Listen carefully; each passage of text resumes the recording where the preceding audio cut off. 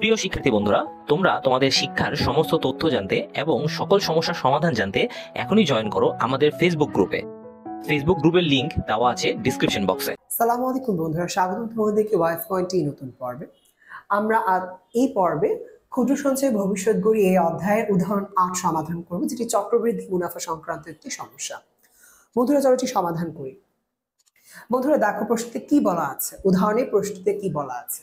প্রারম্ভিক মূলধন কত হলে 13% হারে চক্রবৃদ্ধি মূলধন 20,000 টাকা হবে? প্রথমেই আমাকে বলেছে যে প্রারম্ভিক মূলধন কত হলে, তাই না? সো আমাকে চেয়েছে পি এর মান, প্রারম্ভিক মূলধন বা পি এর মান আমাকে বের করতে বলেছে এবং দিয়েছে কি কি উপাদান, সেগুলো লিখে ফেলি। কত হলে 13% হারে, অর্থাৎ আমার মুনাফার হার হচ্ছে 13%, বা যেটাকে আমি যদি ভাঙিয়ে লিখি 13/100। আবার আমাকে বলছে 13% হারে চক্রবৃদ্ধি মূলধন 20,000 টাকা হবে। তাহলে চক্রবৃদ্ধি মূলধন কত হাজার টাকা বলছে? 20,000 টাকা। তাই আমি চক্রবৃদ্ধি মূলধন লিখে ফেললাম 20,000 টাকা। এখানে আমার আরেকটি বিষয় বাকি আছে, সেটা হচ্ছে গিয়ে আমাদের সময়। চলো আমরা সময়টিও দেখে নিই।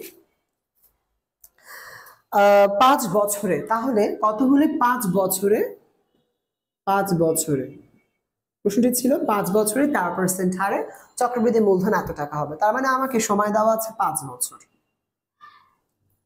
তাহলে বন্ধুরা খেয়াল করো, আমি তিনটা জিনিসের মান জানি। এটি হচ্ছে গিয়ে চক্রবৃদ্ধি মূলধনের মান A = 20,000 টাকা, এবং মুনাফার মান যেটিকে আমি R = 13% বলছি, এবং N অর্থাৎ কোন সময় আমি এই চক্রবৃদ্ধি মূলধনটা পাচ্ছি, সেটা হচ্ছে 5 বছর। তো মুনাফার হার, সময় এবং চক্রবৃদ্ধি মূলধন আমি জানি। আমাকে বের করতে বলেছে প্রারম্ভিক মূলধন কত হলে, মানে আমি এটাই জানি না যে প্রারম্ভিক কোন মূলধনের উপরে আমি চক্রবৃদ্ধি মূলধনটা পেলাম। বন্ধুরা, আমরা নিশ্চয়ই এই সূত্রটা জানি যে A = কি P × 1 + R⁴ n, তাই না? বন্ধুরা খেয়াল করো, এখানে A হচ্ছে চক্রবৃদ্ধি মূলধন, P হচ্ছে প্রারম্ভিক মূলধন, 1 + R, R মানে বুঝে মুনাফার হার, আর N তো সময়। আমি এখান থেকে প্রারম্ভিক মূলধন বের করব। কি বের করব? প্রারম্ভিক মূলধন। সো প্রারম্ভিক মূলধন P = আমি এখান থেকে কি লিখতে পারি? A / 1 + R⁴n। বন্ধুরা দেখো, আমি কি করলাম, আমি এই P কে P এর জায়গায় রেখে 1 + R⁴n যে পার্টটা আছে P এর সাথে গুণাকারে, তাকে এই পাশে পাঠিয়ে দিলাম। অর্থাৎ যেটা P এর সাথে ছিল সেটাকে A এর সাথে পাঠিয়ে দিলাম। যেহেতু এই পুরো অংশটুকু এখানে গুণাকারে ছিল, এই পাশে নিয়ে আসার ফলে কি হয়ে গেছে? তারা ভাগ হয়ে গেছে। এবার আমরা সেই মানগুলো বসিয়ে দিই। এর মান কত? 20,000 টাকা। 1 + R, R এর মান কত আমার এখানে? 13% বা 13/100। আর N এর মান কত? 5। 20,000। বন্ধুরা 13/100 মানে হচ্ছে 0.13। সেটা যদি 1 যোগ করি তাহলে কত হয়? 1.13। যে পুরোর মানের উপরে কি আছে? পাওয়ার 5।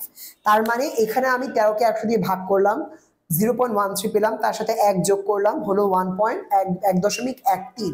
তাকে তারপরে পাওয়ার কত আছে? এখনো বাইরে 5। তার মানে এই মানটার পাওয়ার 5 করে আমি যা পাবো, তা দিয়ে 20,000কে ভাগ করলে আমি কি পাবো?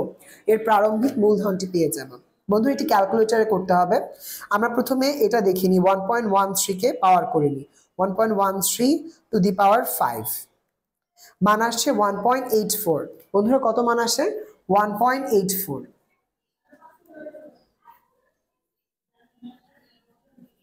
এই মানটুকু আসছে। তারপরে 20,000কে আমাকে ভাগ করতে হবে 1.84 দিয়ে। তাহলে 20,000 ভাগ 1.84,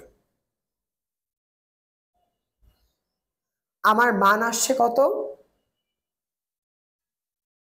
20,000 ভাগ 1.84, 10,869 টাকা। 10,869 টাকা, 0.56 টাকা।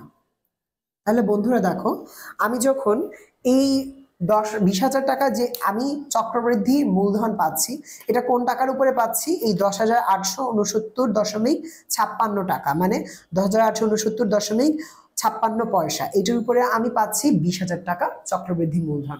তো এভাবেই আমাদের যদি চক্রবৃদ্ধি মূলধন দেওয়া থাকে আমি এখান থেকে পি এর মান বের করতে পারি, সেটি হচ্ছে গিয়ে প্রারম্ভিক মূলধন। এছাড়াও আর এর মানও বের করতে পারি, যেটাকে বলি মুনাফার হার। আবার এন এর মান, অর্থাৎ কত সময় আমি চক্রবৃদ্ধি মূলধনটা পাবো, সেটাও আমরা বের করতে পারি এই একই সূত্র থেকে। আমরা এই সূত্রটাকে একটু মডিফাই করে আমি এখান থেকে পি বা প্রারম্ভিক মূলধনের মান বের করেছি। আশা করি পুরো অঙ্কটি তোমরা বুঝতে পেরেছো।